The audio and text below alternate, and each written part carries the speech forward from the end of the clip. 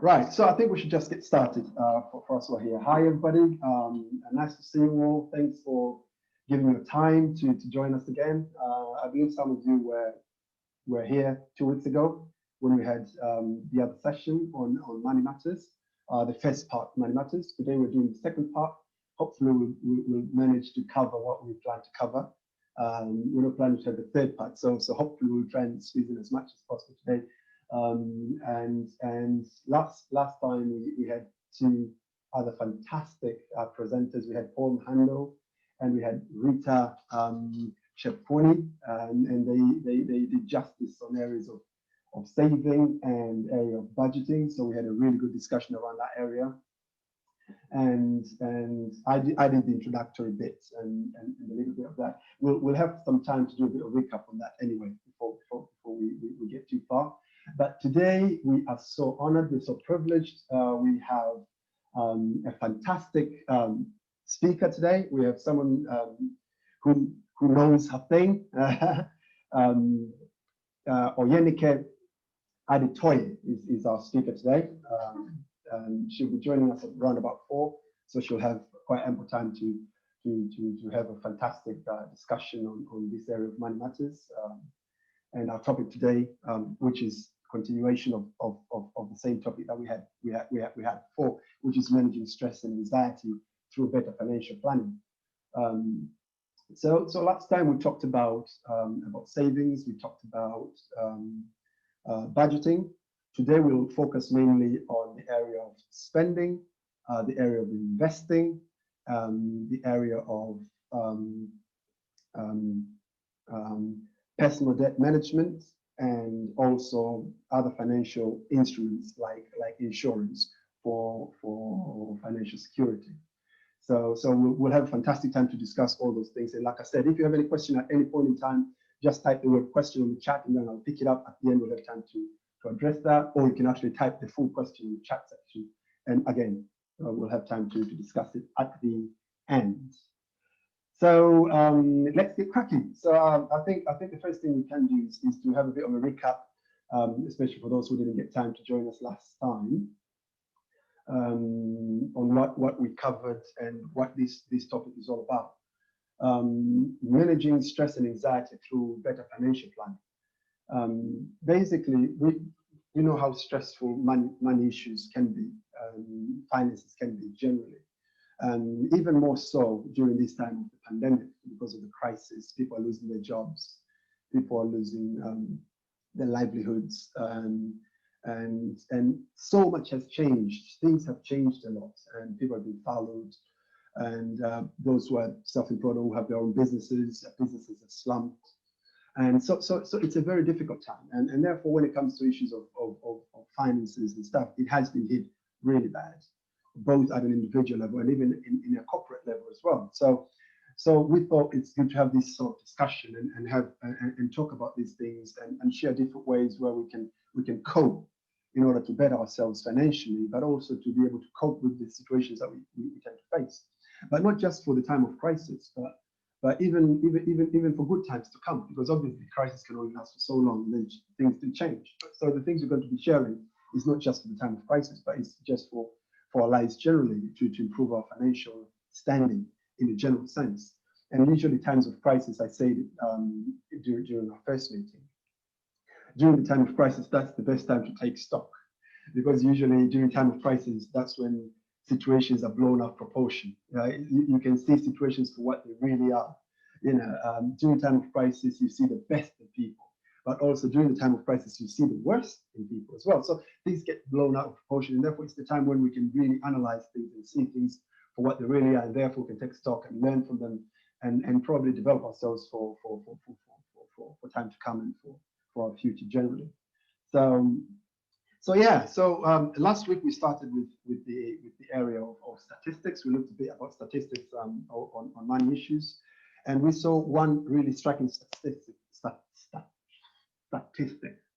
a bit of a mouthful, and which says that money problems are among the leading causes of stress in UK adults, accounting for more than 30% of causes of stress and anxiety, only second to work, which is about 34%.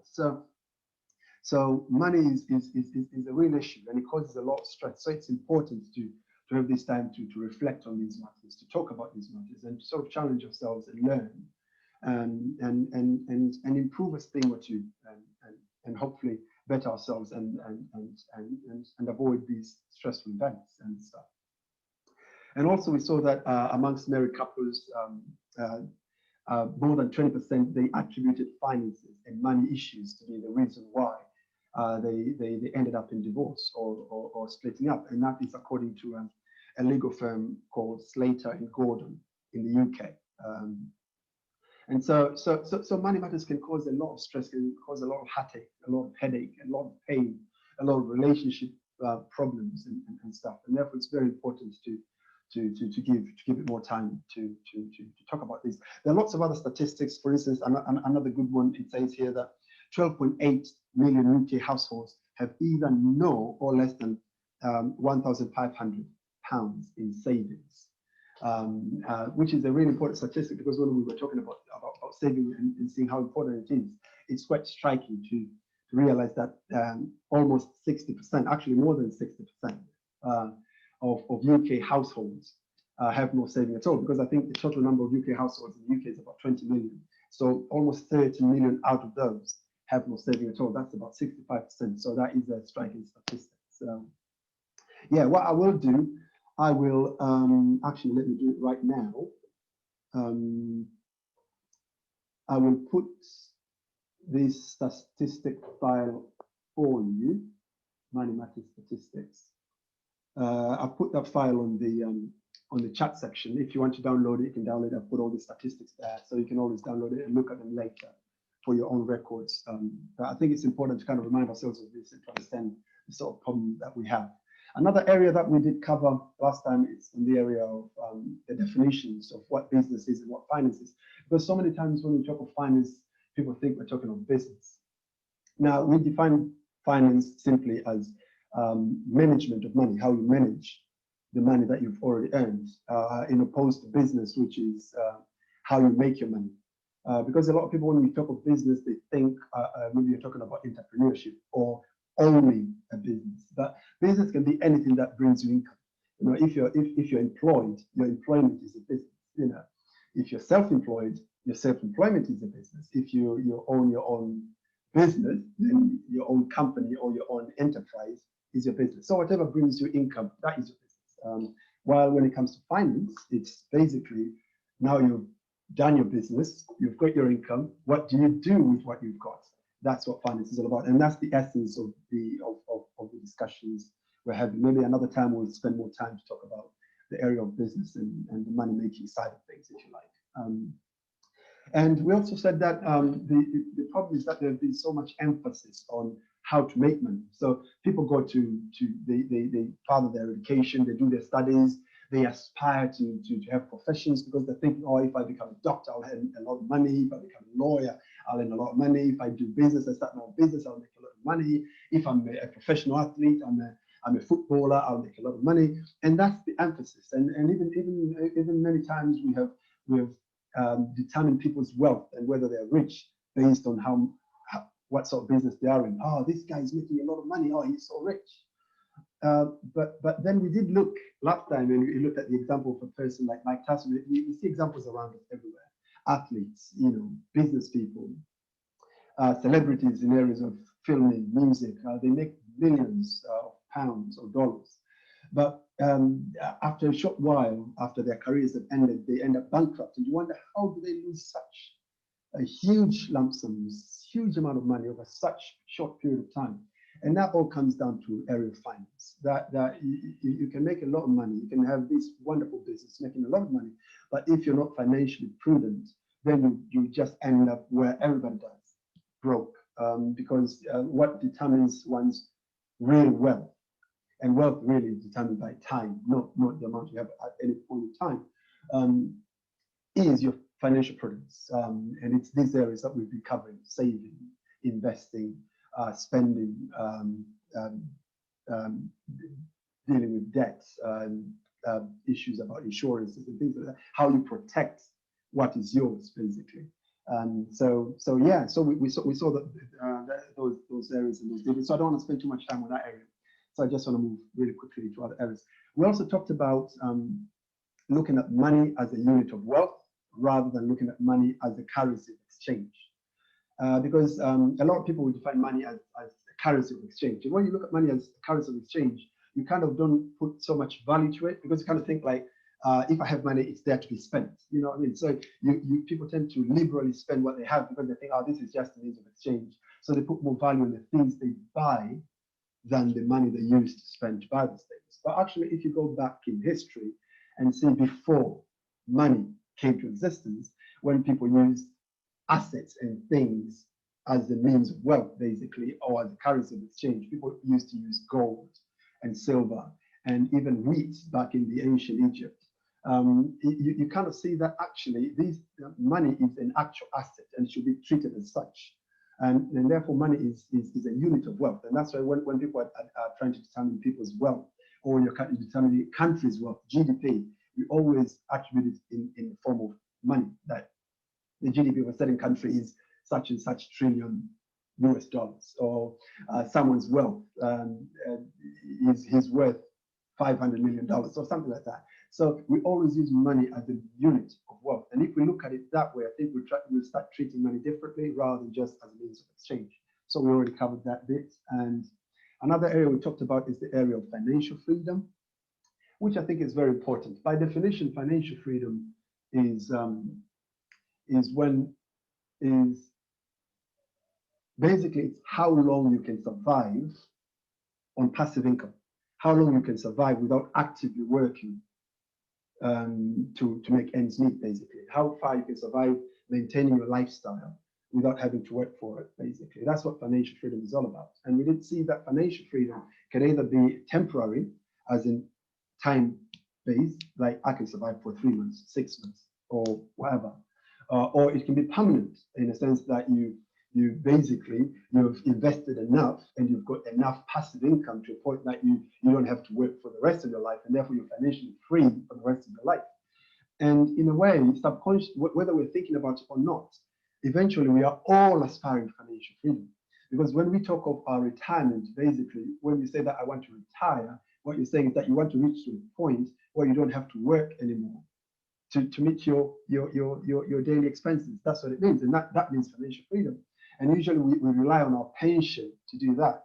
And so the concept of financial freedom is not new. It's just that we don't think of it a lot. But I'm just challenging you to think about it more and to be more proactive in creating that financial freedom for you, not just for your retirement, but even in the meantime, in different ways. And really, financial freedom can be created by two means, really, either through saving or through investment.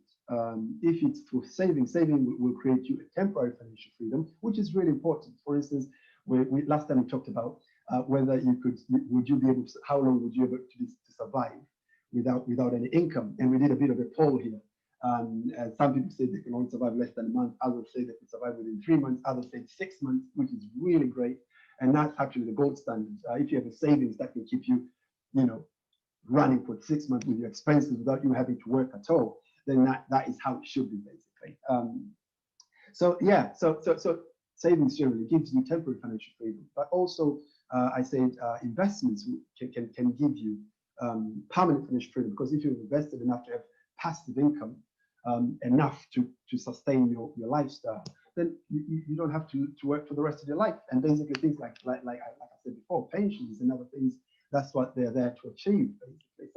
So that's something else that we discussed, and something really important to keep pondering on and keep discussing and keep that conversation going, and challenging ourselves and questioning ourselves whether, am I financially free? If I stop working today, how long will I survive before I start struggling? Do I have enough saving to keep myself for how long? Do I have investments? Do I have enough passive income? And things like that. And then obviously Paul spoke about saving. I don't want to spend too much time on that. He spoke about paying yourself first, and we talked about that a lot. And we said paying yourself first is not treating yourself. It's not you buying yourself goodies, because if you do that, basically you've paid someone else. We said if you go on a holiday and you say I'm paying myself by going on holiday, no, actually when you go on holiday, you are paying the holiday companies. And if you say, I'm paying myself, so I'm buying myself a new car, basically you're paying the car dealership. and so on and so on. So paying yourself first is not treating yourself with goodies. Paying yourself first actually is saving your money to invest it so that you add your own wealth. Basically, that's what paying yourself means. So we looked at that and we spent quite a good time to do that. And we say it's not just paying yourself, but you're paying yourself first, because a lot of people make the mistake of saying they get a paycheck and they say, you know what, I'll do this, I'll do that, I'll spend on this, I'll do that, and then at the end, whatever is left, I'll save that one. And it never works. Trust me. I've never heard someone having too much money to spend it on. I mean, there is this law called Parkinson's law, which literally says it has a variant in money, Parkinson's law of money, which basically says that expenditure always grows to meet income. I mean, if you are earning 10,000, if you're earning £2,000 today, your expenditures will be £2,000. If your salary goes up to £3,000 next month, if you're not careful, the expenditures will go to £3,000. You know, if your income keeps growing and your expenditures also just will always grow to match up your income. And therefore, if you say that, let me wait until I see what's left and then I'll save that one and pay myself, it will never work. So the best way is to actually pay yourself first, put it in saving first and foremost, for investment or for yourself or for your future or for a rainy day, and then spend the rest. That's the way to go. Also, Paul spoke about automation, and that's really good because a lot of people talk about, yeah, I want to start saving, I want to do this, and they want to do everything manually. You want to do every month when money comes in to actively do it yourself every single month and put the money aside. And the truth of the matter is, life doesn't wait for you. Things do come, emergencies do come, things come and they take your attention and you forget. Before you know it, the following month comes, you've forgotten about everything we talked about today, and you haven't saved a penny by the end of the year. So the best thing to do is to automate it. So if you've decided that I'm going to be saving 10% of my income, or I'm going to save 5% of my income, or 2%, or even 1%, then what you do is you automate that. On your bank account, you say that, right, this 1% will be going out into that special saving account or investments account or whatever account you set aside separately. And it does that automatically, month in, month out. You don't have to worry about it. Come the end of the year, you check your balance and you have a big smile on your face. So that's the way to go. The next area is the area that Rita covered on the area of budgeting. And she was outstanding on that one. I don't want to spend too much time on that. The only thing I can say on that is there is this definition of budgeting that I want to share with you. Let me see if I can do a screen share with you here really quickly. Let me share this.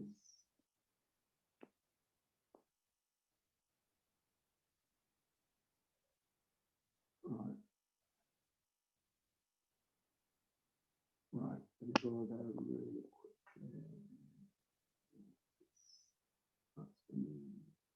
Yeah, this definition. It says, well, budgeting. It's set a plan well in advance on how you intend to spend your money. Set a plan well in advance on how you intend to spend your money. And on this definition, I've highlighted 4 words and I've underlined them: plan, advance, intend, and your money. And this encapsulates what budgeting is all about, basically. It is a plan. If you have a budget, make sure it is a plan. Make sure it is well thought of. Make sure it is written down. A lot of people make the mistake of having their budgets in their minds. It's like, hey, I have a budget. It's up here in your head. It never works, because what happens is the brain is very elastic. You know, it keeps changing all the time under the circumstances, depending on your emotions, your feelings. So if you keep your budget up there, it keeps changing on how you feel, and that's not a good idea. So the best thing is, you want to have a budget, think about it, write it down, and make it very rigid, written down.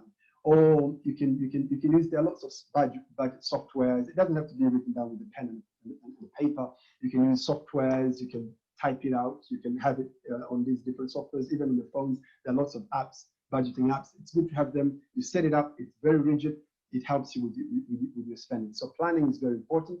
The next word is advance. It has to be well in advance. Rule of thumb is, do not do your budget when you're out shopping. You know, you don't go out shopping and then while you're out there, you look at a price tag or something you like and you say, oh, I love this dress. How much is it? And then that's when you start budgeting and think like, I think I can afford this. If I do this, I do that, that income, if I postpone that, yeah, I can afford it. Let me buy it. No, that will never work. that would just be emotional spending. So the best thing is, if you're budgeting, then you do it well in advance. So by the time you're actually going shopping, you have your budget. And if something's outside your budget, you just don't buy it full stop. And that's the way to go. The third word is intend. Budgeting has to be intentional. What budget does, it helps your spending to be intentional spending, rather than, as opposed to emotional spending, as I said before. And so if you have a budget, it makes your spending very intentional and therefore more controlled, if you like. And the more control you have on your spending, the better your financial future and prospects. And the last one, it's your money. This is quite funny, but you'll be surprised so many times we budget on the money that we don't have. You have people budgeting on credit cards, or budgeting on loans, or budgeting on, this is a good one, budget on future income. You start budgeting now on I'm expecting to get this windfall, this amount of money sometime in the future, and therefore I want to do this and do that. So they actually start spending now for the money that they actually haven't earned yet. And it's quite interesting. And it's things like that that can really mess someone's income. So the rule of thumb is, if you're budgeting, budget on the money that you have, the money that you know you have. I mean, yes, you can budget on your next paycheck, yes, because you know it's coming. And therefore you're budgeting for it to be spent when it comes. You don't budget to spend it now before it comes. No, you budget to spend when it comes. So as a rule of thumb, you need to have a plan in place. It has to be well in advance. It has to be intentional, and it has to be your money, not a credit card, not loan, not future income, but the money that you already have. That was about budgeting. Now I want to spend a few minutes to talk about area of spending, and then I will welcome our speaker for today, for her to carry on. Now with spending, there are a couple of things that I wanted to mention. Spending is really important, because at the end of the day, it all comes down to spending. I mean, what really messes up people's finances is spending. All these other things we're talking about, budgeting and saving, and you talk about investing and all these other things. We're doing all those things so that eventually you will be able to spend, isn't it? Because at the end of the day, money is there to be spent, isn't it? But it's the question of, how do you manage that spending in a way that it doesn't mess up your finances? That's the whole point. So it's a really important area to discuss. And there are a couple of things that I want us to cover in this area of spending. Let me remove this screen share. Stop sharing. Sorry. Right. Are we all together, guys? Thumbs up if you're there. Brilliant. Awesome. Now, just a quick thing before I go on the area of spending. If you have a question, I really encourage you to make sure that you type the question down in the chat section. If it's a very complicated question, please type it down. You can just write down the word question. So at least when I see it, I can always note it down and give you an opportunity at the end for you to ask the question. We'll try and have as much time as possible towards the end to answer all the questions, because I know there are lots of different questions that people have in this area of finance, and therefore it would be important for us to delve in and answer as many questions as possible towards the end. So if you have any question, you can type it on the chat section as the presentations continue, or if it's a complicated question, you don't want to type it, or it's difficult to type when you're using your phone, you don't want to start typing on your phone, just write the word question on the chat section, and then we'll give you an opportunity at the end to ask your question. So spending. Now, in the area of spending, the first thing I want to talk about is the area of giving. And I think it's very important to talk about giving, because at the end of the day, we are a generous bunch, aren't we? I mean, humans are generous, and we are created that way. And the best way to live our lives is to live generously. And when I talk about giving, it may be giving to charity, it may be giving to friends, it may be giving to people in need, it may be giving to family members. And there are all sorts of different. It may be giving to a religious organization, a church, or a place of worship, or anywhere else for that matter. But giving in general is at the end of the day is what we're living for. And if you ask me, probably out of any sort of spending one can have, I would say giving is probably the most rewarding and the most satisfying of them all. But unfortunately, probably it's one of the most misunderstood as well, because so many times we have operated on the area of scarcity, and we've thought of ourselves as needy, And as a result, we haven't thought of giving. It hasn't been a priority when it comes to our spending. And therefore, we always kind of leave it unbudgeted for, unplanned for. And as a result, though we still give, it ends up messing our finances big time. For instance, I know many of us are great givers. We give to our family members, we give to our friends. When people are in need, we give to them. But how many of us do actually plan that giving? How many of us do actually budget that giving? I mean, I always give an example of organization, companies.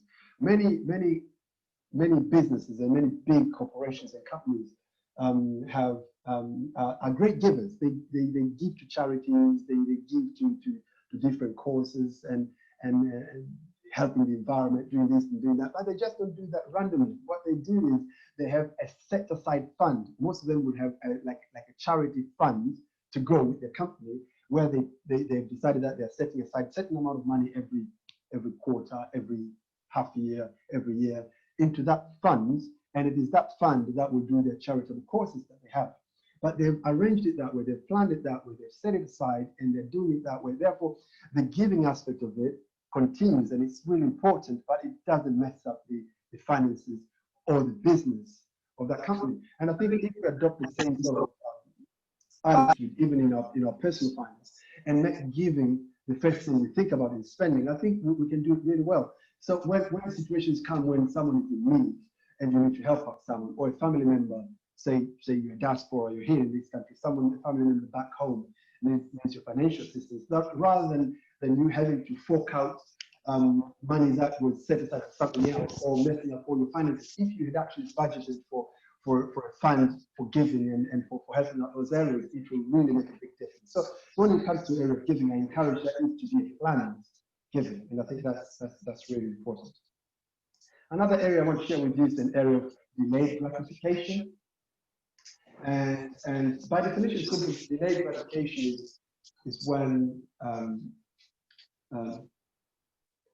it's that resilience, that ability to hold out, to resist the urge of spending because you want something now. And this art has really diminished these days because in today's world, everything is quick fixes, isn't it? Everything is instant, instant this, instant that, instant this, instant that. And this urge to keep up with the Joneses has really messed up people, and therefore people can't resist the urge. Something new has come. Oh, the new gadget is coming. Oh, iPhone has brought out this new thing. Oh, I have to have it. I've got to have it. And this is what you usually do. We always find an excuse, that reason why I really need something. But actually, all that is just binge spending. It's just that emotional spending. And the delayed gratification is the virtue that helps you tackle that habit. And therefore, it gives you that ability to hold out, to wait and say, right, yes, this is really important. I'd really like to have this, but it's not for now. My money can be better spent in a different way. And the best way to tackle binge spending and emotional spending is through budgeting. If you have a budget and it is a rigid budget and you're really following it, that really helps. Sometimes you look at something and say, oh, I really need this. You can say like, yep, I really need it. Yes, it's really nice, but I didn't budget for it. I don't have money for it now. I'll budget it for next time. And usually when you sit down and budget it, you realize you can't afford it, and chances are even that urge is gone. So it really helps. And so that's another thing that to really take note of. Delayed gratification is really important. Something else really quickly I want to point out is area of credit spending. Especially in here in the UK and in Europe and in the first world generally, the economies are driven by credit, isn't it? It's a credit economy. Everything is on hire purchase. Credit cards everywhere, personal loans everywhere. Everything is bought on hire purchase. From furniture to cars to holidays to you name it, everything. And this has really got people hooked. And as a result, a lot of people are struggling with debt and finances. Not so much because they're not earning enough, but it's because they've gotten themselves into so much debt. And probably later on, the next speaker, Nick here, will cover a little bit about area of personal debt and management of debt. But it's a real problem. And personally, as a rule, I say that avoid credit spending as much as possible. I do understand sometimes it's difficult to avoid credit spending. For instance, things like mortgage.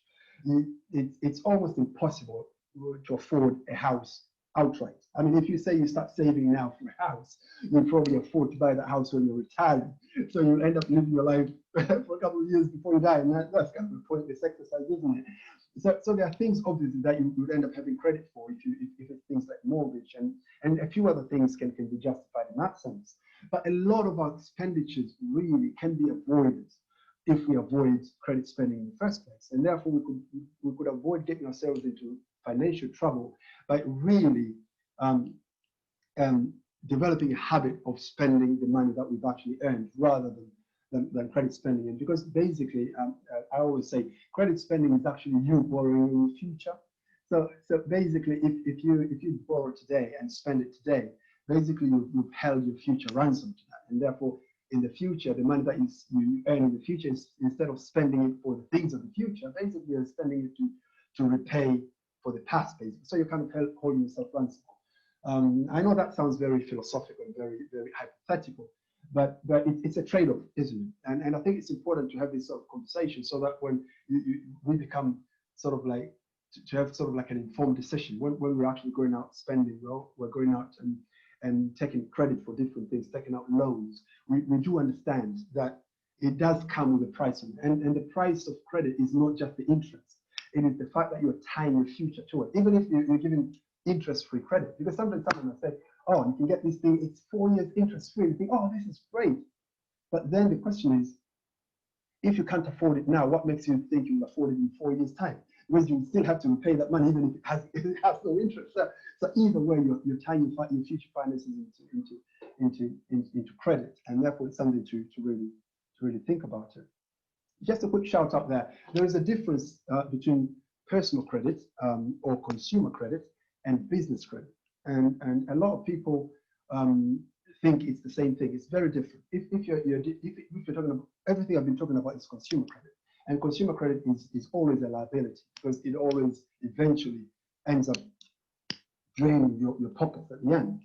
Unlike business credit, which is more leverage, with business credit, it means you've got your business, you're trying to expand, you don't have enough capital, so basically you're taking credit from someone else or from a bank, and you're using that money to expand, and therefore you're using that money as leverage to get yourself bigger and actually earn more profit. And so that's a different ball game altogether, and probably it's not the scope of the discussion today. But don't get these two things confused, because sometimes people say, oh, our credit is good because all businesses are the greatest debtors. Someone said, you know, United States is the most indebted country in the whole world. Our credit is good. No, that's not how it works. If you're borrowing to make money, brilliant, that's leverage, that's business credit. If you're borrowing to spend it, however, that's where problem comes, and that's where people end up into a lot of debt and stuff like that. Another thing is something that I spoke about before, about Parkinson's law, that income expenditure always grows to match up the income. And therefore the best way to have financial freedom, the best way to move forward as I wind up is to violate the law, the Parkinson's law. How do you violate it? Always make sure that your spending is below your income, and therefore you're always behind. Say you are earning £1,000 a month. Make sure that your spending is 900, that you have 100 to save or to invest. When your income goes up to 2,000, then make sure that you're putting aside 200. Your expenditures is 1.8 or 1.5, whatever you can afford. When it goes to 3,000, always make sure that you're spending, even though it keeps growing with your income, but make sure that it is always behind. As I wind up, I just want to share with you one other screen with you, and that will be my last slide, I believe. Screen share, where is it?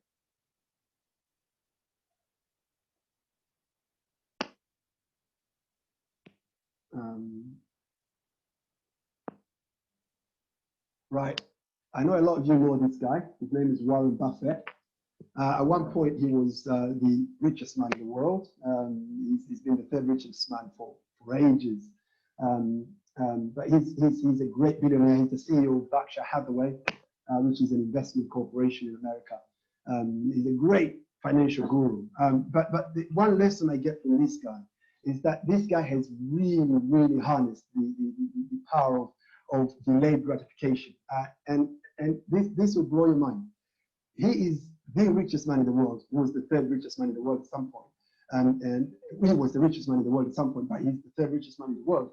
But he is still living in a house he bought in 1958 for $30,000 in a village he grew up in Idaho, and he still lives in that same house today. So he's still living in a house he bought for $30,000. I mean, obviously $30,000 back then was a lot of money, but it was still nowhere near the sort of mansions you think people would live, the richest man in the world would live in. But this guy, with no care in the world, he's still driving a very ordinary car, a very modest car. He's living in a very modest house, but he is the richest man in the world. I think he's the man that has really harnessed the power of violating the Parkinson's law, because his spending his spending is not determined by his income. You know, he only spends as much as he wants to, but his income is way more than that. And I think if we can get a bit of a lesson from him and learn to kind of have that discipline in our spending and sort of save some for the future, I think it will make a huge difference in our finances. And on that note, I think I will end there and give the rest of the time to the next speaker. Just a quick reminder again, if you have a question, I don't see any questions, I don't see any reactions in the chat. I really encourage you joining on the chat, put your question there. If you have any question, or if you want to actually ask the question, I still encourage you to write the word question. The reason you need to write that is because at least I can know how many questions you have and know what time I need to allocate to each person as we move forward. Now I'm very excited. It's my privilege to invite our next speaker, who is our guest speaker today. It's such a privilege. It is such an honor that we have Onyenike Aditoye. She's a wonderful lady, a great friend of mine. I'm honored to have her with us. She's a busy woman. She's a family woman. She has her own business. She's extremely busy. So when I asked her to join us and have a conversation with us, and she agreed, I was well chuffed. And I'm sure you'll be blessed. She has fantastic knowledge and great wealth of wisdom in the area of personal finance, because that's her specialty. And I'm sure your time with her today is going to be well spent. And I'm looking forward to hear from her. But just a little summary of who she is. Onyenike, aka Nike, that's what we call her, Nike. She's a speaker, an author, a personal finance expert, a chartered management accountant by profession. She's the founder of Lifted Finance Consulting Limited, a private finance company that educates, coaches, and supports people on their journey through financial fitness and wealth management. Nike, who is a mother of two, she defines success as the number by the number of lives impacted, changed, and empowered through her message of hope in the area of personal finance. Her recent book series, Nine Secrets of the Financially Secured, make sure you look for those books and read them, provides simple guiding principles that empower people to win with their money.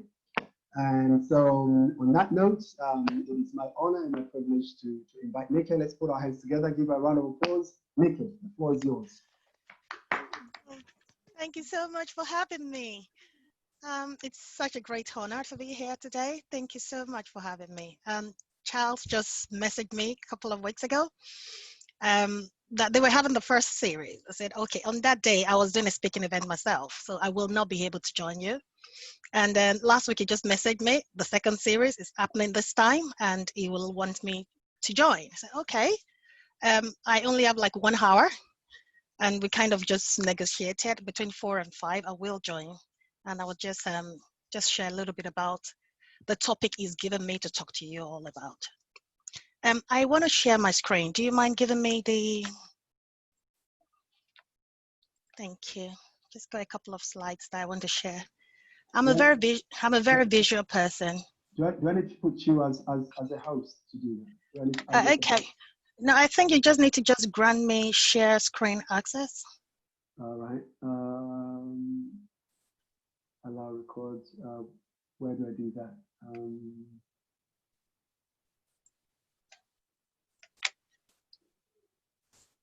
I think I did allow for others, didn't I? It's still saying host disabled participants screen sharing. Oh, So does it? Okay, let me look it up. One person share at a time, multiple people can share simultaneously. Yeah, let me do that.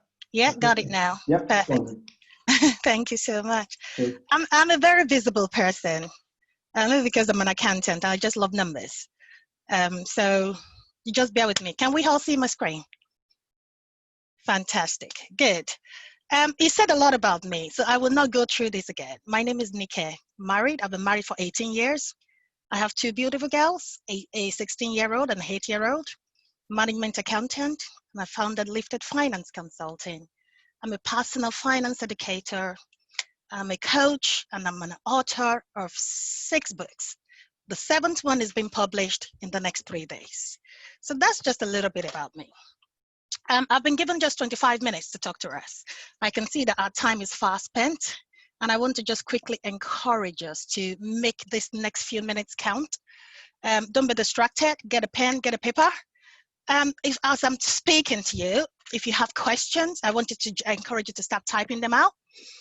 We might run out of time, but we will try and make sure that we have time to answer all the questions every one of us is going to have here today. So feel free to make sure you just type the questions that they're coming through your mind as we go around, as we go along today.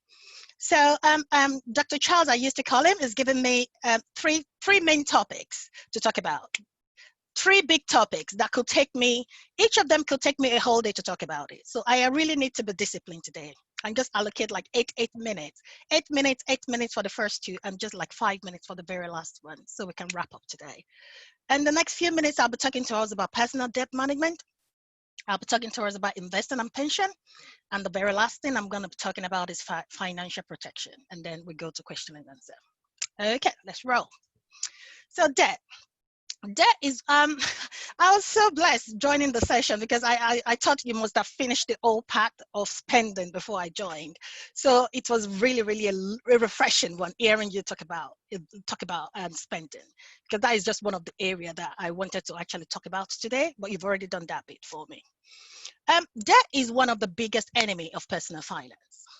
And I just want that to sink. That now one of the big enemies that is not letting me achieve my financial goal, that is not letting me be who I want to be able to spend whenever I want, to be able to live the kind of life I want, is debt. Is that 4-letter word called debt. Is not your friend, he is your enemy. I have been privileged to speak to so many people and to coach so many people in the area of personal finance. And I can tell you boldly that the number 1 cause of financial worries, of stress, and one thing that causes people to have a lot of sleepless nights in the night is debt. Debt when it snowballs, debt when it becomes like, when it becomes too much, actually makes people even have both psychological and mental illness. So it affects everything about someone's life. So it is not a friend, it's an enemy. Debt holds you back from achieving or reaching your financial goals. So much people we've talked about today, we're going to talk about pension today. We're going to talk about retirement today. And so many people have the dream of becoming financially free. Dr. Charles said something about that. But you can only achieve all those goals if debt is not hanging on your neck as a shackle. Okay? Dr. Charles also mentioned, this is my third point, it's as if it's in my notes, that it's as if you're borrowing from your future if you're in debt. It's as if you're borrowing from your future income when you're in debt. So those are just one of those things about debt that I just always let people open their eyes to see. I'm a very practical person. I'm going to be sharing a lot of my personal story with you because I've been in debt. I've been out of debt. I'm completely debt free. Even my mortgage is paid for. And I'm just going to walk you through some of the normal things, the discipline. We've talked about discipline today, the delayed gratification. We've talked about that today, that I had to go through to get to where I am today. I don't have any debt on my neck. When you hear people say, everybody have debt, but good news I want to tell you today is that not everybody had debt. I personally don't have debt. And I know so many people that are debt free. And if I can do it, a 42-year-old girl can do it, you too can do it. Okay? So debt, what against you? We're going to talk about investing today. When Dr. Charles sent me the list of topics, investing was the top one. And I was like, I reversed it. I'm going to talk about debt first. Just like compounding works work for you in investing. Debt work against you. The power of compound work against you when you had a debt. Okay, so there's a rule in personal, there's so many rules in personal finance. You mentioned Parkinson's rule. I love that. That's one of the rules you need to break in personal finance for you to be successful. One of the rules, again, I want to talk about today is the rule of 72. Rule of 72 literally just shows the number of years or how long it's going to take you to double your money. To double your money, whether you invest it, or to double your money, whether you're in debt, whether you hold it. Okay, so the rule of 22 say, let's take for example that you invest in £10,000 with AHR, which is the interest rate of 6%, is going to take you 72 divided by 6, the interest rate to double your money. So it's going to take me roughly 12 years to double that 10K to 20K.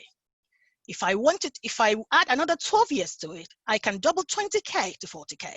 So if I have 10,000 today to invest, in 24 years, I can multiply that power of compounding to 40K. That's simple. That is compounding working for you. This is what debt does. It makes compounding work against you. Did you see the difference between the interest rate of investing and interest rate of debt? That is even me just being, let's just say an average. I have seen so many people in debt, credit card loan debt, that the APR on it will be as high as 30, 40 something percent. I've seen some people go to Loan Shark to borrow money that the APR they're paying is almost 90 something percent. So this is me just being conservative. I'm picking a APR of 18%. So if you have a debt of 10,000 today, rule of 72 says it's going to take you 72 divided by APR, 18 divided by 18, and it's going to take you 4 years for that 10,000 to be doubled. That is it working against you.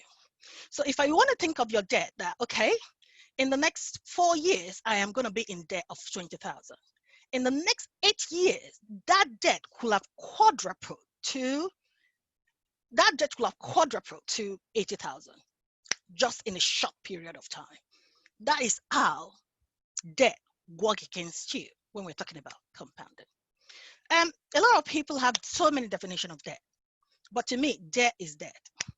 A lot of people, I don't even want to start the argument today because we won't leave this place today. Some people will tell there's good debt, there's bad debt. Some people say there's good, yeah, there's debt that you use for business, there's debt for personal debt. But there are some categories of some bad boys debt that you people need to run away from. And some of those bad boy debts are consumer debt. Consumer debt will ruin somebody. Credit card debt is a ruiner. It will ruin somebody. I want you to, today, one of my aim and my prayers is you're going to have a shift of mindsets today to abstain from debt as much as you possibly can. And today, you're going to leave this place with a zeal and a working plan that in the next few years, you call out the number of years, I want to be debt free. Some people would tell you people always have student loan. I've schooled in this country and I don't have a student loan debt. Some people would tell you that you can't buy your house without debt. We bought a house with debt. We got a 30-year mortgage, but we finished paying it off last year, August. We only paid it off in 12 years. So you can actually live debt free. And this is one of the things we're going to talk about today. I'm in debt. How do I get out of it? Okay, we go to the next slide. Now, debt management is one of the areas I coach people the most because that is one of the things that is hindering them from finding fulfillment. Like, let me even explain this. When you are in debt, you actually cannot plan for the future. I'll give an example. There was a time I was owing like 28,000 in debt, credit card, overdraft, and loan, student loan, part of my student loan. I did not add the mortgage to it. At that time, I was making a payment of £120 every single month. £120 repayment towards this debt every single month. Oh, yeah, that was how I started. My income increased, and that was for me to fast track and clear the debt because I gave myself a target of 2 years. That repayment increased from £120 to £800 every single month. So I was paying out debt of £800 every single month. Now, when I became debt free, when I cleared the 28,000 debt, that 800 pounds became free money for me, free grabs. That's when I now sat down and I realized that, wow, 800 pounds, because I got used to paying it every month for like 2 years. Okay, what will I do with this now? Do you know what I did? I bumped up my retirement savings. I bumped up my emergency savings. I told my husband, I said, okay, how much have we got left on the mortgage? Can we fast track it? You start paying extra on the mortgage every single month. I share this testimony with you because when you are out of debt, you have extra cash to plan for your future. You have extra cash that you can use to allocate for something else that is meaningful for you to have a better and a more financially free, independent life. Okay. Before we start talking about debt, I always talk about the vehicle we need in tackling debt. See, we're in a war now with this thing called DEBT. First thing I always ask people is, how desperate are you to deal with this debt? Because I've seen so many people, trust me, in my 42 years on this earth, and in the last 10 years I'm dealing with personal finance, that they're still okay with debt. I've seen so many people that they don't mind going on overdraft every month. I've seen so many people that they've not been pushed to that level when they've just said, I've had enough. Look, every single day on my various social media platform, I post every day about personal finance. If you are on any social media platform, look for Lifted and follow it. You're going to learn about money. That is one of the things. Knowledge is power. So you know more about personal finance. It's good for you. So last week, I posted something about I will never be broke again. And that was a situation I found myself in. I went to fuel my car. And after fueling the car, before leaving the house, I checked the balance in my account. The balance in my account was 35 pounds. Bingo. And I went to fuel my car. You know, I put the nozzle in and it was going to 19 pounds. I made sure it did not exceed 20 pounds. You understand that? Just making sure it's dropping. It's not 20.01. Exactly 20 pounds. I stopped it and I majestically drove to make my payments. It was in Hasda. If you live in Reading, where I live, Hasda is in Lower Hurley, not far from where I live. So I drove there to make the payment. And when I got to that, the lady at the till said, oh, your bank card is declined, madam. I said, my bank card can't be declined. I've got money on it. I said, try again. She tried again and the bank card was still declined. I was one of my lowest moments because I was very, very embarrassed and ashamed of myself. So she said, do you have another card? I said, I don't have another card. She said, okay, then you have to step to one side, please. And I have to give you some forms to fill. Look, those are one of those embarrassing moments that I've experienced when I was living paycheck to paycheck.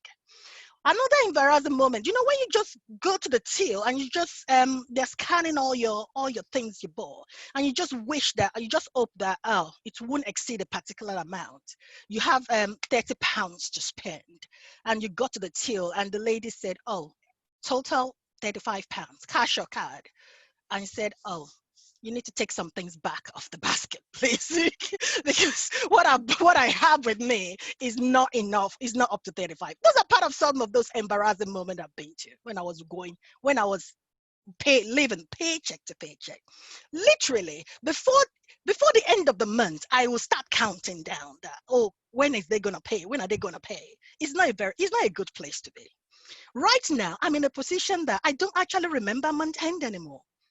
In fact, sometimes I just remember that, oh, they must have paid it. It's time you get to a position when you don't actually have to rely and depend on that salary coming in, then you are making progress in your personal finance. So debt, I always ask people, number one, how desperate are you to get out of debt? You have to have the yearning for it. You must be tired of being broke and tired of being broke. You must be hungry for it. You must be determined to get out of debt. You must have this grit inside of you that I really, really do want to be debt free. That is number one. If that yearning and hunger and determination is not in you, you're not yet ready to tackle your debt. I'll tell you to go and come back. You still have some money somewhere else. You still have the bank of mom and dad to run to. I'll tell you to go and come back. When you're ready, you will know. Number two, if you want to tackle debt, you need income. Income is just you having your own money. I always tell people that not only one string of income sometimes. When I was working on my debt, I had up to 4 different jobs.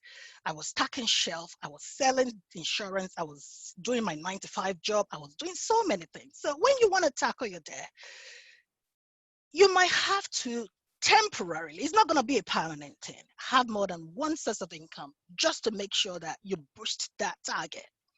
I always tell people when we're tackling debt, you have one big target. You must have is a goal. And one of the goals is it has to be time bound. So you have a goal, you want to clear your debt in. It took me 2 years to clear mine. Personal finance is personal to every individual. It could take you longer than that. It could take you 3 years. It could take you 4 years. You don't stretch yourself. You set yourself at a goal that is realistic to what you can handle. Okay. So you have to have an income. So if you come to me and you say you want to work on your debt, the first thing I'm going to ask you is, what do you do for a living? What comes in for you? What is your inflow? So if you're coming to me and telling me you don't have a source of income, then I will tell you again that you are not ready yet to deal with your debt. So income is very, very important. Not only one, you might have two, you might have three, is a temporary thing. I always talk about seasons. Life is in seasons. Walking through debt, you see yourself as you're in this season that you're going to put your hands up and go for it. And season come and season go. I was in debt for a while, but currently as I'm speaking to you, I am no longer in debt. If I want to spend my money anyhow and anything I want, I can afford it. So is in season. And number three, Dr. Charles talked about self-discipline. You cannot deal with your debt if you are not disciplined. A lot of lifestyle changes. You talk about delayed gratification. When I was working on my debt, I did not buy a single item of clothing for myself for 2 years. No new item of clothing for myself for 2 years. I put all this gratification under subjection. Honestly, I did not buy anything. That's when I started doing my hair myself. Everything I can cut off, I cut them off. That's when a lot of friends dropped off me because I didn't have any spare to go for parties or just go for lunch with them. I don't have the spare cash. A lot of lifestyle changes. You understand your need, you understand your want. You understand that, okay, the latest mobile phone is not a need for me. I just need a functional phone. I need a want. Some of the clients I've dealt with, I will ask them, when I look at their financial profile, it just really bugs me. You're paying almost £100 a month on a phone bill. Phone is a want. Functional phone is a need, but just all this expensive phone is a want. The day I asked them, I told one of my clients, "Do you know how much I pay per month for my phone?" She said no. I said, I am on SIM only. I paid $4.99 per month. And trust me, if I want to go on a phone of that will cost £100, I can easily afford it. You just talk about Warren Buffett. That is part of the lifestyle change you need to make. Even if you have the money, you don't need to go for it. Even if you have the money, you don't need to buy it. Even if you think you can afford it, you don't need to spend it. That is part of the lifestyle changes, because you look for every avenue to get every spare cash out of your inflow to put towards paying off the debt. Every debt management always has a plan. Plan is every single month when I do debt-free management for people, you are responsible for this amount of money every single month to clear that debt. So for a very long time, I was paying £800 every single month to clear my debt. That was compulsory. If I set up a standing order, it talked about automation. I automated it directly every single month. It goes straight before I even know the salary has hit my account. So there is going to be a plan, and then you stick to the plan. Now, debt reduction strategy, we've got two common ones. There are quite a few of them around, but the two most common ones is just what I'm going to run through today. Both of them, they all involve you listing out your debt and making minimum payment on all of them except one. I'll say it again.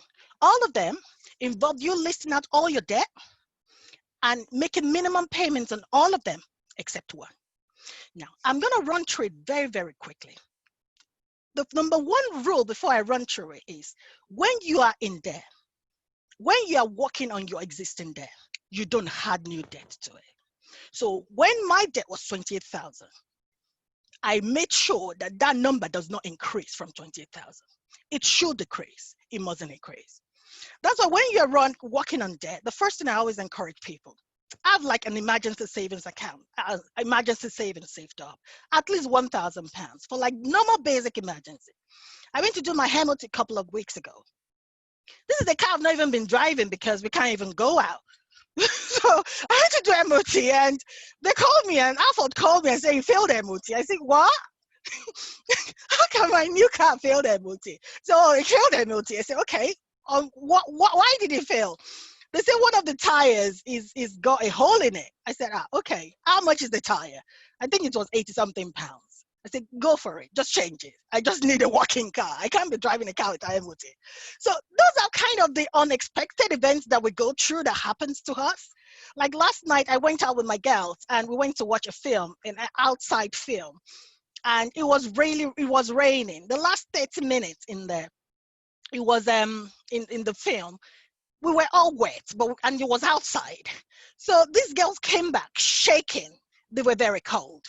So the first thing I did when we got home, apart from shouting on them to go have their bath and wash off all the virus we must have caught from outside, the first thing I told them I did was I went to put the heater on. And I was like, heater is not working. What rubbish is this? I looked at my husband. Did you change the setting of this heat? Because we've not even put the heater on, the central heating on in our house, because it's been warm for months. So I did for the first time yesterday. And I was like, oh, you better work because we really do need you. So there's some unexpected things that actually happen without you planning for them. I just gave 2 examples. Now, before, when you are working on your debt, the target is that debt must not increase, it must reduce. One of the way of achieving that is for you to have a stash of cash somewhere for emergency. It doesn't have to be too much, but it has to be as small as possible to handle the common emergency we all go through every day. So if you hold 2,000, that debt must not increase from 2,000. That is one rule. And let it say, it must keep decreasing. It can remain the same, but it shouldn't increase. Debt snowball. This is how it works. You list all your debt from this one has to do with the value of the debt, from the lowest amount in value to the largest amount in value. And when I say list out your debt, you don't leave anything out. So if you owe brother Paul some money, had it, that is a debt. If you owed mom and dad some money, had it, that is a debt. Because some people kind of always just focus on like credit card, focus on like loan. No, add it. Even add that mortgage to it. Because I remember when I did this, I had it a mortgage. At the time, our mortgage balance was around 100,000. I added it. That was the largest and it was at the bottom. So you list all your debt. In the snowball, you list it from the smallest value. If the smallest value of the debt is just a loan to brother Paul, £100, put it in there. The next one is one credit card, Barclays credit card. You hold 2,000 on it, put it in there. And don't only put it in there, write the interest rate on it beside it. List all your debt, but from the smallest value to the largest value. The snowball approach means you make minimum payments on all the debts, every debt you've listed, except the one with the smallest value. So the money you hold brother Paul, £100, is the one with the smallest value. So your target is you can make minimum payments of maybe £20 on the rest of the other debt, but that one with the smallest value, your target is to clear it as much as possible. So if you're allocating £20 to the bottom one, the one with brother Paul, target £50 towards it. So every single month you have £100 to spare to clear debt. You allocate minimum to all the ones that, to every other debt except the smallest one, and the biggest proportion of your amount allocation, you allocate it to the small one. I'm going to show us a picture that explains this when I finish this. But I want you to be carried along with me as I'm explaining this now. So you can kind of have a mental picture of what I'm talking about. So that's debt snowball. You list all the debt from the smallest amount to the biggest amount. You make a minimum payment on every single item except the smallest amount, and you target to pump every last penny you've got on the smallest amount to clear it as quickly as possible. A lot of people like this. A lot of people like this because there's a kind of a justification and satisfaction you feel that, oh, if I crush that first debt, the smallest debt, it means I can do the next one and I can do the next one. It's kind of boost to your morale that you can do it. So a lot of people love that. The second one is very similar, But the difference in this one is instead of listing your debt by value, you're going to list your debt by your credit rate, by the interest rate. So you list the one with the highest interest rate first, and the bottom, the one with the least interest rate. So a lot of people, mortgage is always the big one, but mortgage debt only has a very, very small interest rate on it, maybe like 3%, like 4%. There's some bad boy debts that has like almost 90% interest rate on them. Those loan shark listed, that will be the top one. Then maybe the next one Barclays credit card or one Nationwide credit card that is charging you 30-40% credit rate, that will be the next one. You list all your debt in order of the credit rate. And the target here is you make minimum payment in everything else except the one with the highest credit rate, interest rate. And the target is to clear that one first. This one, in practical term, I'm an accountant. In terms of the numbers, it makes more financial sense, because when you talk about interest is big, but it could take you a little bit longer in achieving this compared to the other one. When it comes to personal finance, nobody tells you what to do. This is the pictorial view I said I was going to show. Ignore the dollars. I couldn't find one with the pounds, and I didn't have time to create my own. So the snowball ones, you have 3 debt. You list all the 3 of them, one with the smallest balance, the medium balance, and the large balance. So let's say the smallest balance is your money that you loaned Brother Paul or Brother John, £100. And then the medium one is a credit card, and then the last one is a loan from a bank. You list all of them based on the value. And the target is you pay number 2 and number 3, you pay the minimum out of it. And that first one, you pay as much as you can on it. So let's just say every month you have £100 to spare towards clearing debt. You pay minimum of maybe £25 on the last 2. And on the debt number 1, you pump £50 into it. The target is to clear that first one as quickly as possible. And just like I said, it keeps people motivated over time. They have a burst of confidence. If they're able to clear that small balance one, they will be able to clear the other 2. That is the snowball. Now, the avalanche one has to do with interest rate. So you list out the debt with the biggest interest rate down to the one with the lowest interest rate. Maybe Brad Paul or Brad John doesn't even want any extra from you. He just wants his £100 back. That will be the bottom one. It means Brad John wouldn't have his money for a very, very long time. Well, that's absolutely fine. That's how avalanche works. Avalanche, you list out with the highest interest rate. You pay minimum on debt number 2 and debt number 3. Don't worry, Brad Charles, I'm going to send the slide to you so you can share to your audience. Don't take the picture.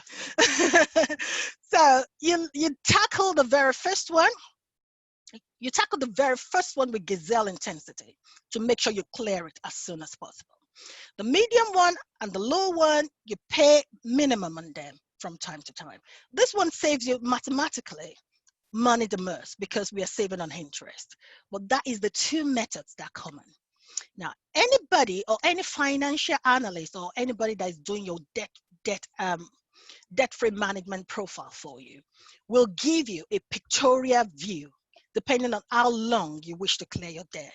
And it's going to tell you to choose. Normally, when I do mine, I show both views and I just tell people to choose whichever one they feel they're comfortable to go for. The last client I dealt with, all his debt were credit card debt. So it was very, very easy. He just went straight with the avalanche method. But it's up to you, whatever one you want. Okay, that is it about debt. I've spent more than 8 minutes. We're gonna now go to investing and pension. This one I'm passionate about because investing is the only way you can grow your money. Yeah, we've talked about savings. I kind of listened to the last session because I wanted to be to be carried along on the floor of the discussion. And you guys talked about savings last week. Savings is fantastic.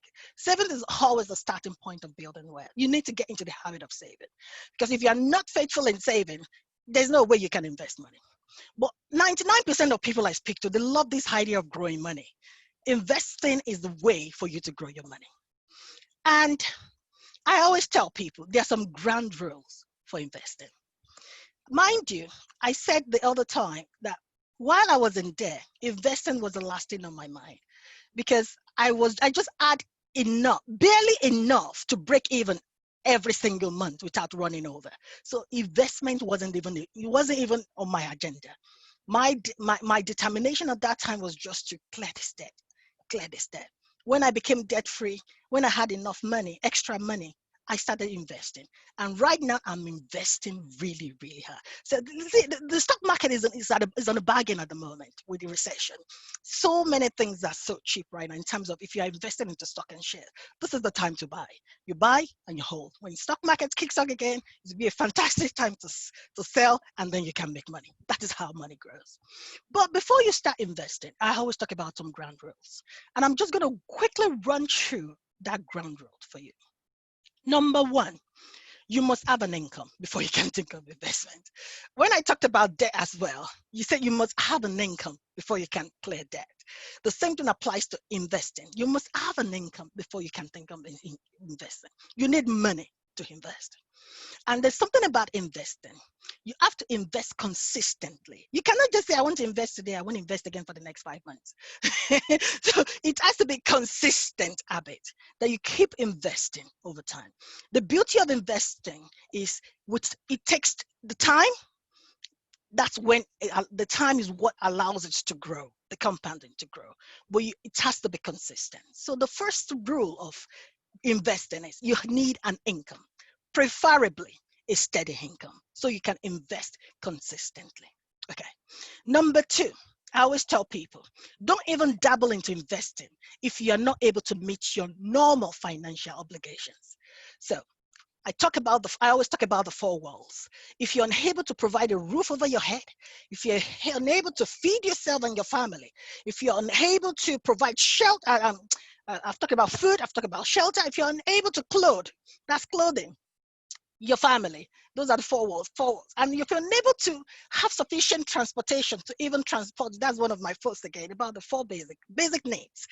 The four walls: food, shelter, basic clothing. And when I say basic, that's why I put basic in front of it. I didn't say clothing. I'm not talking about designer wears. No, just basic clothing. Yeah. And then transportation. I had transportation to it because you need a means of getting to where you're making money. And last thing, utilities. Utilities is important. Water, electricity is a need. Okay.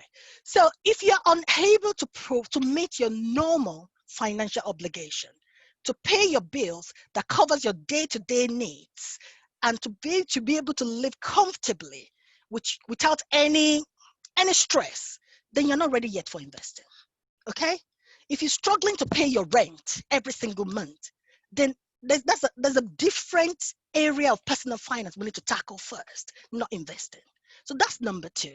You must be able to meet your normal financial obligation for yourself and for your family. Number three, you need to have a solid emergency fund. Look, when you are investing, you are pumping money. It's a long-term game. You're pumping money now that you will not have access to in like the next 10 years, in like the next 15 years, in like the next 20 years.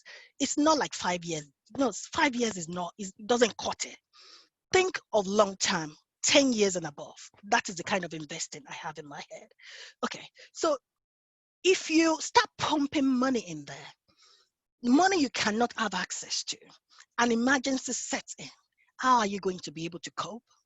So number three rule for me is you must have a solid emergency fund in place.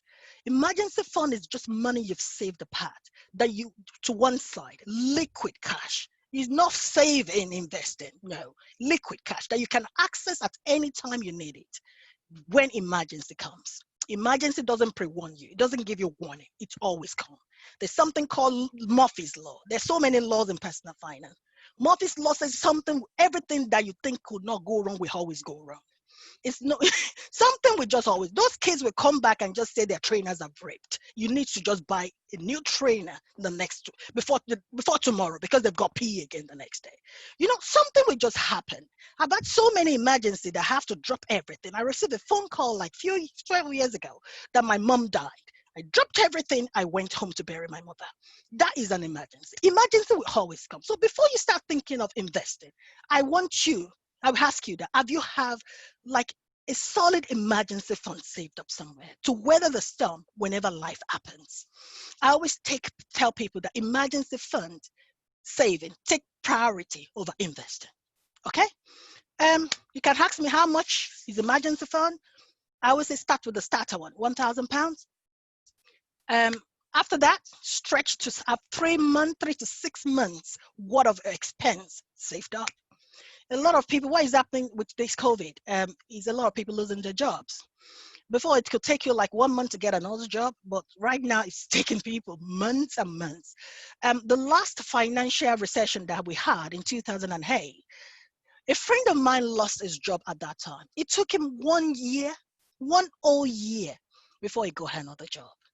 So emergency fund is just one that covering clothes that would just protect you from shame, from going around begging for money, from adding more debt to your portfolio. So emergency fund is one of those rules for me. And number 4, you must have paid off high interest debt. High interest debt payment is very important. Why? Because the amount of money you are going to make in investing is smaller than the amount of money you will spend on clearing your debt. I'll go over it again. So when you invested, even let's just say you invested in the stock market, from the inception of stock market, 1809 till date, stock market is always gone up and down. Up, it fluctuates. There's always boom, there's always recession. There's always everything good, there's always when things are going down. There's always the bull market, there's always the bear market. Across the trend over since inception of the stock market, the average rate of return of investing in the stock market is between 8 and 9%. I say that again. So there could be a time of boom when the interest jumps to like 40%, 50%, you make lots of money. There could be time of recession where we're all negative at the moment, all the interest is as low as minus. You know, you don't make any money at this time during the depression. But over the period of the stock market, the average return on investing in the stock market is between 8 and 9%. Now, when you now say you are dealing with debt, most of this debt that I told you, that even the APR on some of them is as high as 80%.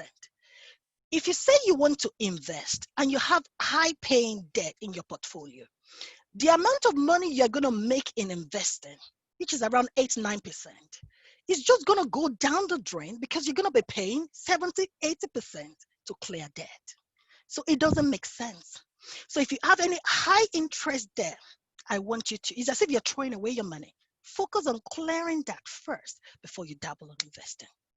I have so many rules about investing. I'm just going to stop it there.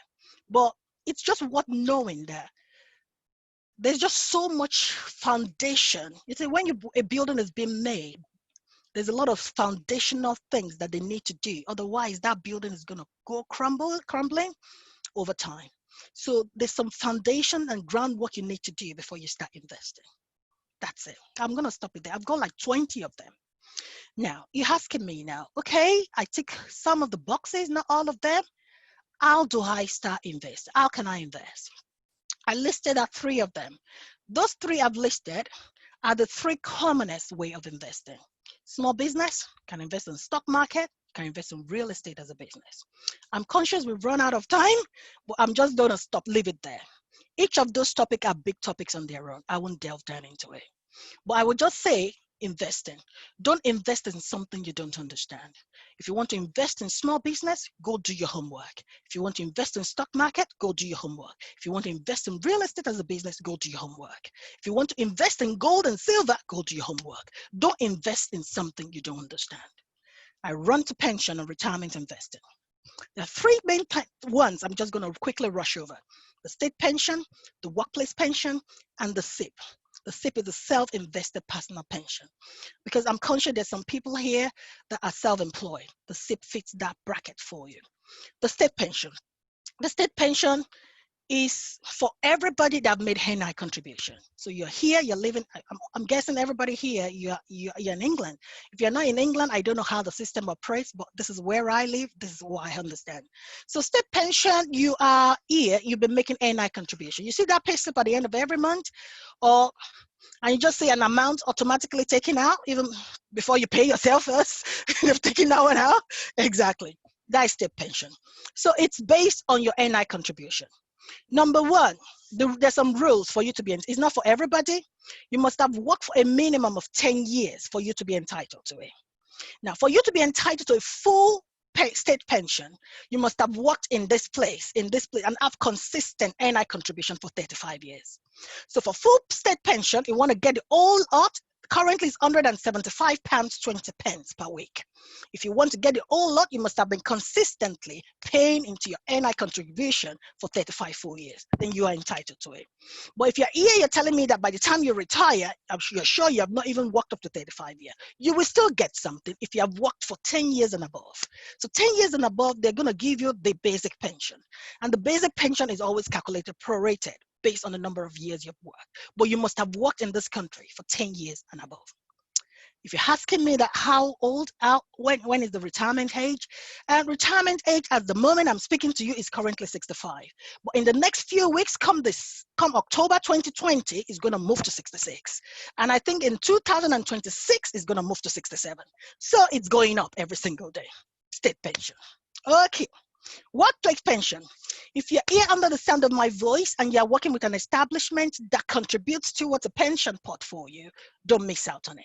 Workstate pension, most of the time you benefit in two ways. Number one, your employer is going to make a match for you. Let's just say you contribute £10. Let's just say you contribute £50. Let's use £50.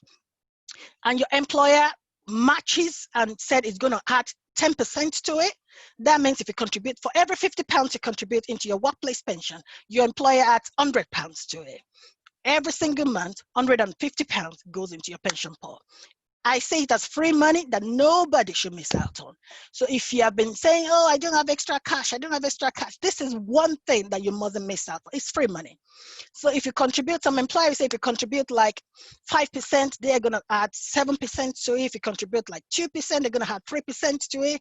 But make good use of your employer match in workplace pension because it's for your good. Another advantage of workplace pension is that you get tax relief on it.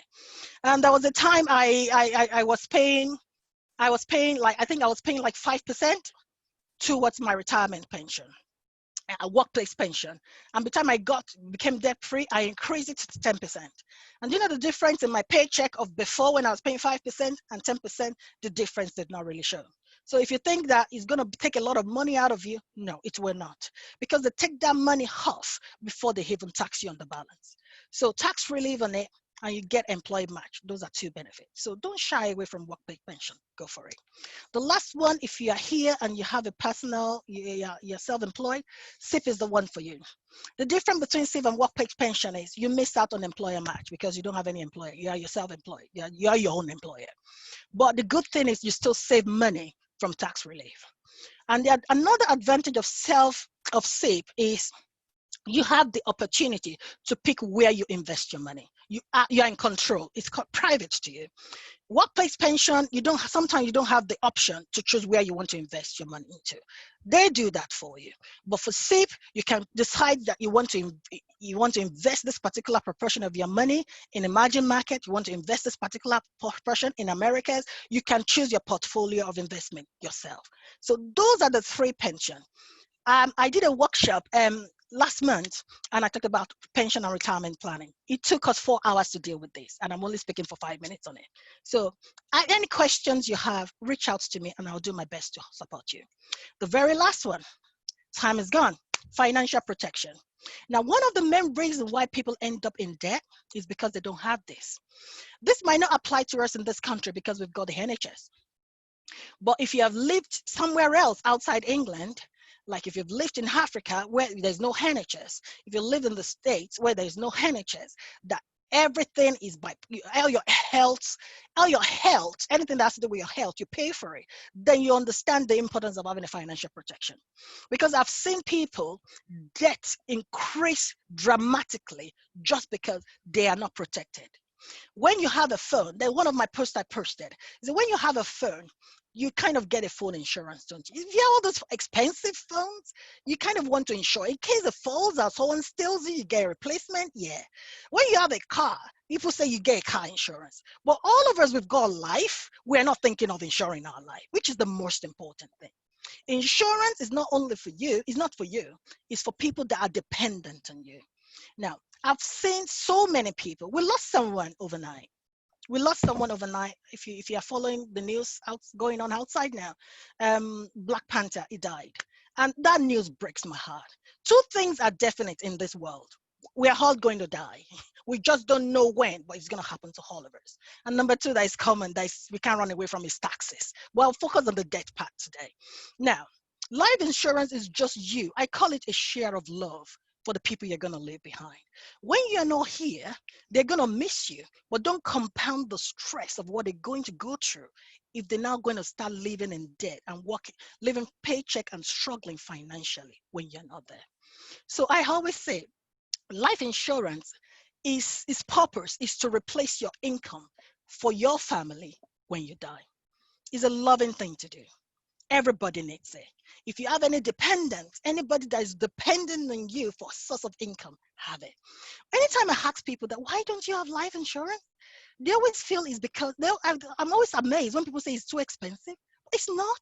You know, one of my side also I was doing around when I was looking for extra job is selling insurance. Maybe that's why I'm very passionate about this topic today. I'm not selling insurance to anybody. I'm not doing that job anymore. But this is a loving thing to do for people you care about. Okay. When I advise people that do it early, premium could be as low as £10 per month for a term insurance, life insurance. Because by the time people eyes are open and they now realize that, oh, I probably need it. At that time, diabetes has set in, they're older. At that time, blood pressure has set in. At that time, all sort of health issues have set in. And the premium that's gone up. And they now realize that, oh, it's even very, very expensive. But if you have started early, it doesn't cost a fortune. It's very cheap. If you don't have life insurance, look into it from today. It's a loving thing to do for you and for your family. For your family. Income protection. Income protection is just like an insurance that pays a proportion of your salary, usually up to 50 or 70% if you're unable to work. This is a little bit pricey, but a lot of people that are fully employed, a lot of people that are FTEs, I call them full-time employee, they've got a permanent jobs company, do automatically have income protection. If you're unable to work for a period of time, you will still be paid for a period of time. But in case you are here and you don't have any sort of income of protection, focus on having your emergency savings saved up first, because there's some jobs that if you're unable to work, you will not get paid. That's when income protection comes. It's off forever. They won't pay you forever, but for a short period of time. And it's always between 50 and 70%. It's not the full pay of your income. The next one is critical illness. There's some illness that are critical. Another bad news this week is one of the girls aloud said she has third stage degree breast cancer. This is a 34-year-old girl. So there's some illness that categorize as critical. Critical means that they might never, it's like a death sentence, basically, that they will not survive it. So there's some cases like that, that's when critical illness comes in. And they always list it. They always list the category of the illness, the category as critical. In case that happens and anyone is diagnosed for critical illness, it won't happen to us. But in case anyone is diagnosed with that, what the insurance company does is they're going to pay a lump sum amount. A lump sum amount that most people use it maybe to just clear their mortgage or to pay their children's school fees or something substantial, but it's always a one-off account. The very last one is the private medical insurance. Private medical insurance, we are here in the NHS, we're enjoying the benefit of the NHS, but if you have ever had to wait indefinitely for an appointment for something that's killing you, then you'll get it that sometimes this is a good thing to have. And I'm telling you, like, it might be a want to us now, because this kind of things was a want to me at some point in my life. But right now I can afford it. So I have got one. I've got one. If you can afford it, it's not, it doesn't rank on the same level as life insurance. That one everybody's in, it has a need. Everybody must have it. If you have family. If you're single, then that's fine. But if you have family that dependent on you, you must have one. But private medical insurance, I'll give you a few examples. I've had so many instances that, for example, there was a time I had to go and do genetic testing for a condition, that for them to just nail it down, for them to be able to diagnose me properly. And they say I need to do genetic screening examination. And NHS, the kind of waiting list they put me is, I'm going to be on that waiting list for 2 years, but I've got private medical insurance. It's just a phone call away. I called them, and I called just the company I have the insurance with, and they arranged it within 24 hours. I did my test. My test came back in 7 days. Bingo. NHS was happy. My GP was happy because she got the test she would have waited 2 years for, and she was able to diagnose me accordingly. So private medical insurance, that's what's good for. Case that if you're not here, you're not in England, it's good to have a lot of government organizations subsidize it just to support people that when you desperately need it, you'll be able to pay not the full price, but a reduced portion of the price. I've never run this fast. I'm out of breath. And that is it. That's the last slide. Quick recap on what we've studied today. We've talked about debt management. Debt is your enemy, is not your friend. I've talked about how to deal with debt, the strategies. We talked about the snowball. We talked about the avalanche or debt stacking method. We've talked about the investing and pension, talked about the vesting rules, talked about how to invest, small business, stock market, real estate, talked about pension, we talked about state pension, workplace pension, and the SIP. And we concluded by talking about the life insurance, income protection, critical illness, and the private medical insurance. I'm up for questions. I know we don't have time, but that is me done. Dr. Charles got my details. If anybody wants to sync up with me after this, if you have any questions that we're unable to answer, I'm very happy to help and support. And that's where I'm going to stop today. Thank you so much. Wow, wow, wow. That was wonderful. Thank you so much, Nikki. Thank you so much. That was wonderful. And I believe everyone will join me to say that that was so eye-opening. That was very inspiring. That was very challenging as well. And I think sometimes we need that challenge. We need that sort of kick from the backside, like now it's the time to change. Now is the time to act. And I think that was very well balanced, very well presented. That was awesome. Thank you so much also because you were happy to share with us your notes as well. So that's also fantastic. So yeah, if anybody wants those notes, hopefully after a while she might send them to me, and then I might be able to give it to whoever might be interested in them. And we've really run out of time. I do apologize, we're a bit behind time, but it's very important to address some of the questions if we do have any. From my list, I've only got one person really who had a question. We had a question from the previous session that we said we were going to address it today from Hassan, whom I don't think is here with us today anyway. But if we have time, we might address this question as well because it will benefit the rest of you as well. But Rachel had a question, so if I would invite Rachel, she's still here to ask a question. You can please, Rachel, unmute yourself and ask a question.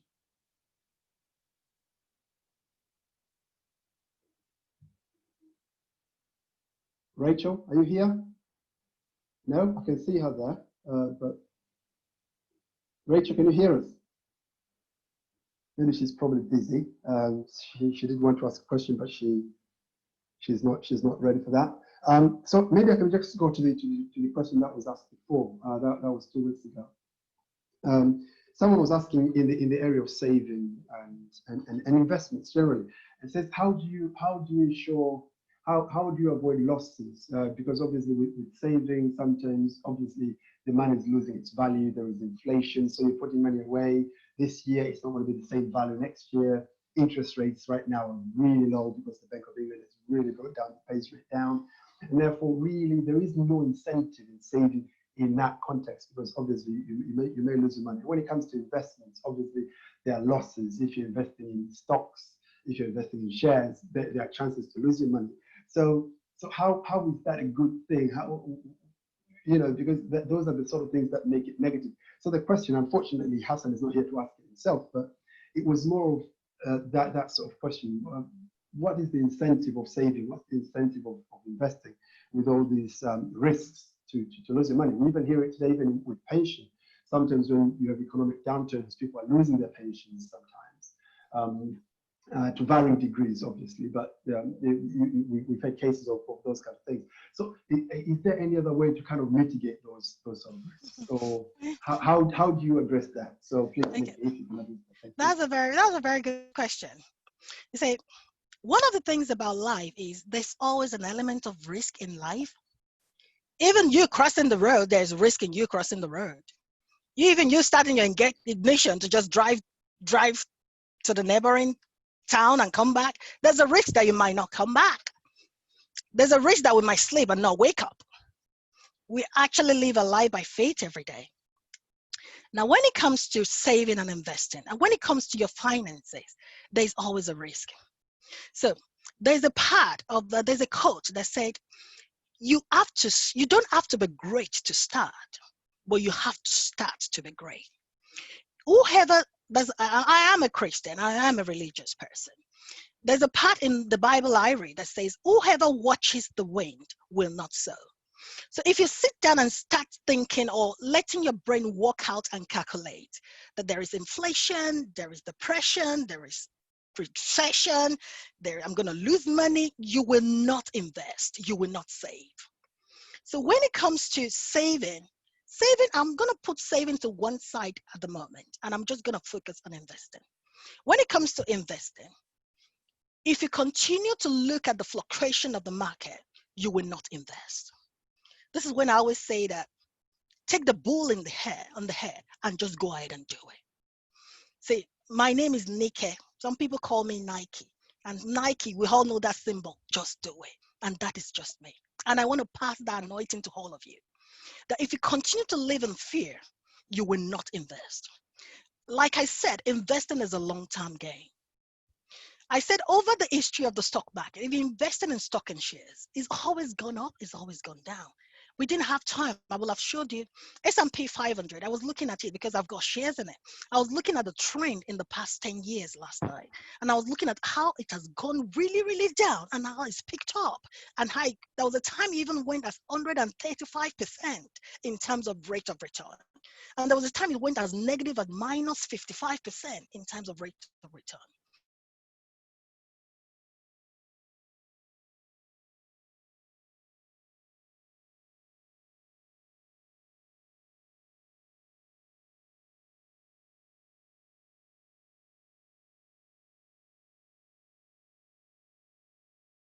During depression, you're going to sell at a loss.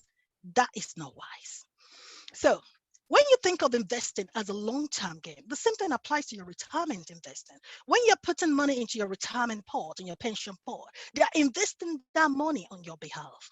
If you have any chance of checking your retirement fund, because the company where I work for, you can actually check how much your retirement amount is. If you check it around this time, you probably have lost money, but that doesn't, it's okay, because the market will always pick up again. There's something about times and season. Season comes and season goes. We will not remain in recession forever. The last recession lasted for like 4 or 5 years, but we picked up again and everything started booming again. So that is just it about investing. So fear of failure is one of the fears that prevents people from investing. But if you always think that this is a long game for me, 10 years, 15 years, 20 years, don't touch it. Just leave it. One of my friends was looking for, it's a good time to buy houses now because houses are very cheap in the market at the moment if you want to buy. So my friend is looking for money as his deposit. But banks are not giving 5% anymore. Some banks they're not giving 10% anymore. Banks are asking, they're not giving 5% anymore. Banks are asking for 10% deposit. They're asking for 15% deposit because they're trying to hedge against if in case they make a loss, they want to be okay. So financial lenders have upped the deposit, the amount of money they are asking for you to put in a deposit. But what happened to this, my friend? When he was 3 years old, his father bought him 5 shares of McDonald's. 5 shares, just 5 shares of McDonald's. This guy is 38 years old now.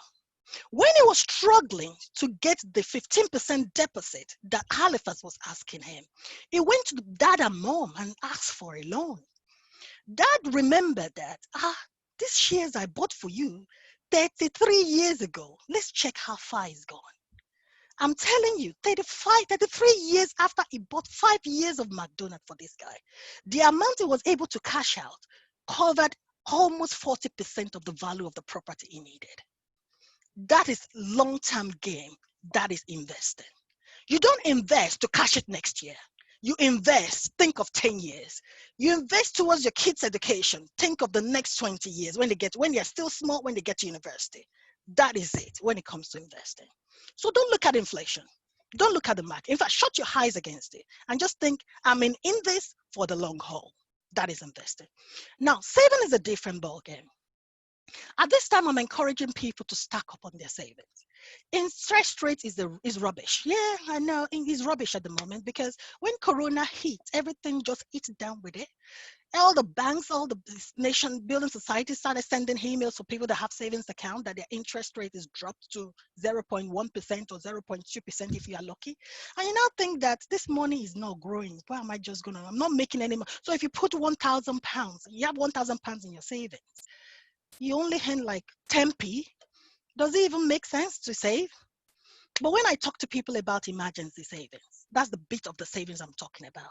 Emergency savings is not saving to grow your money. Emergency saving is like an insurance for when you will need it. I have emergency savings of 6 months of my living expense in my account. God forbid if anything happens, I don't, it's a lot of money that is sitting there. I don't care about it growing because I have my investment account that is growing.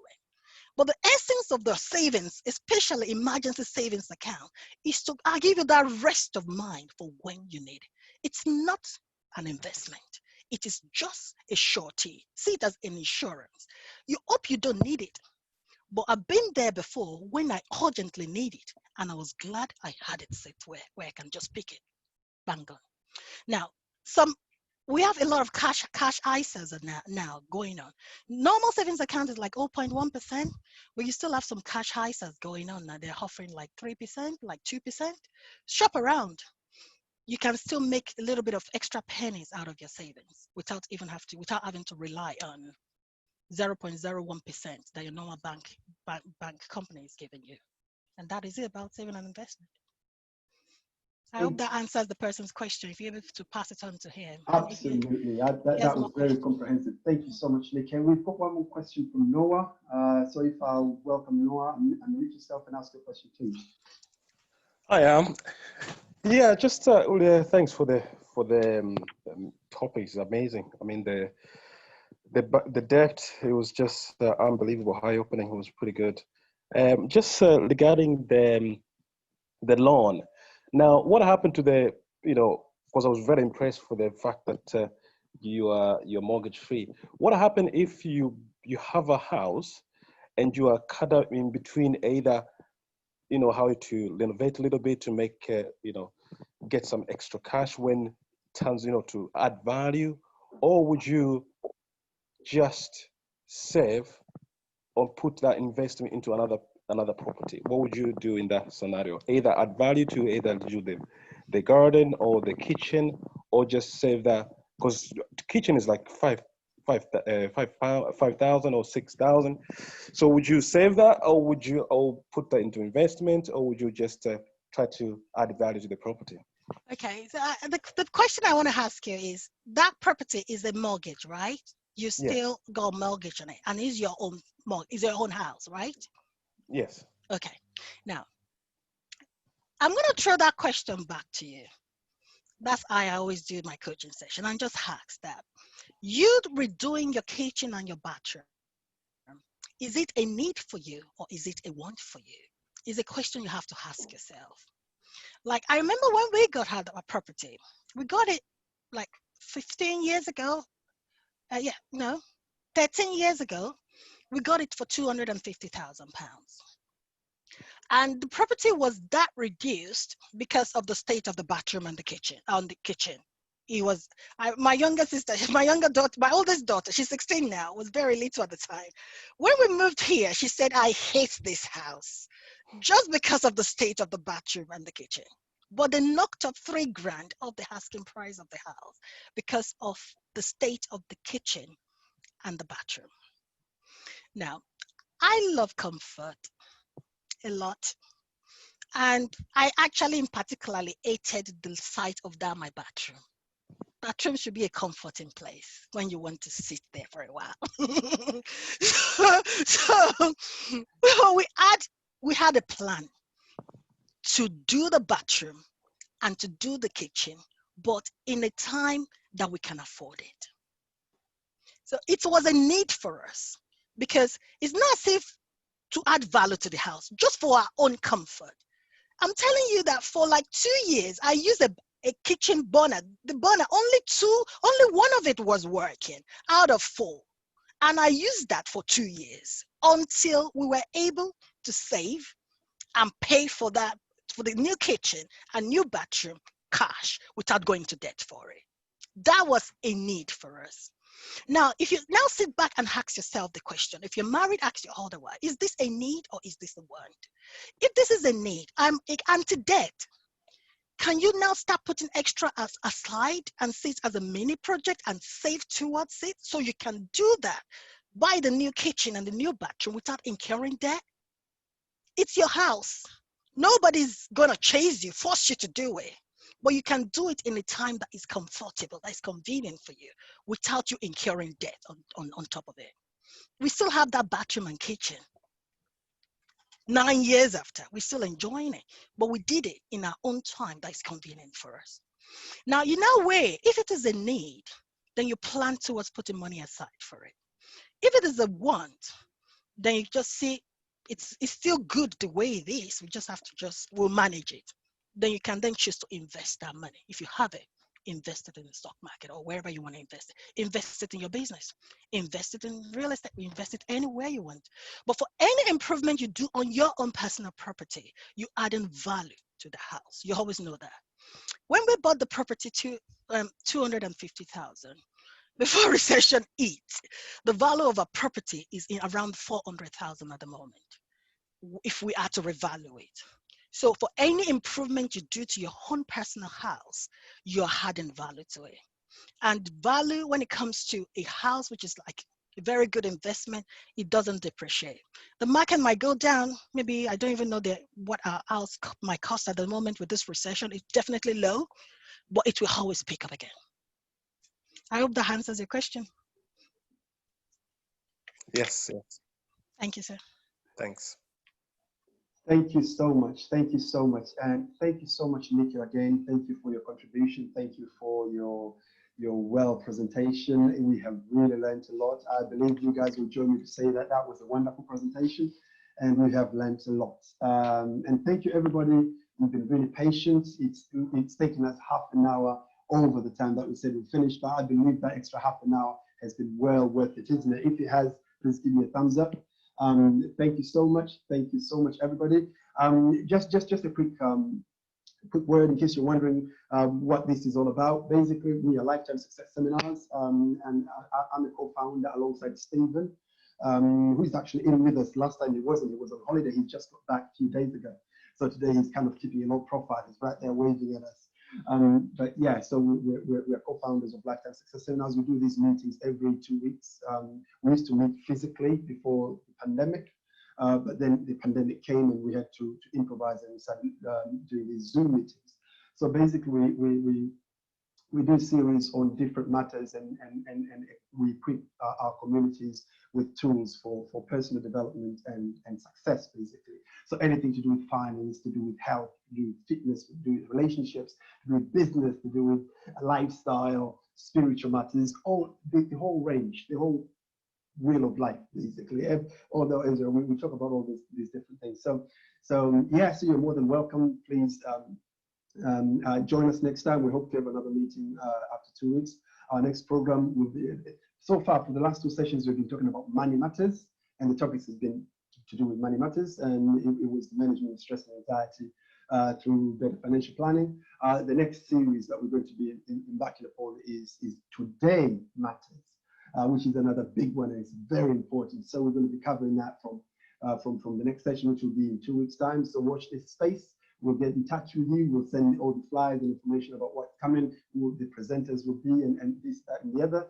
So send the word out there and invite your friends. When you get an invitation, invite others so that more can benefit from this, because this is for our whole community. So again, thank you so much for your time.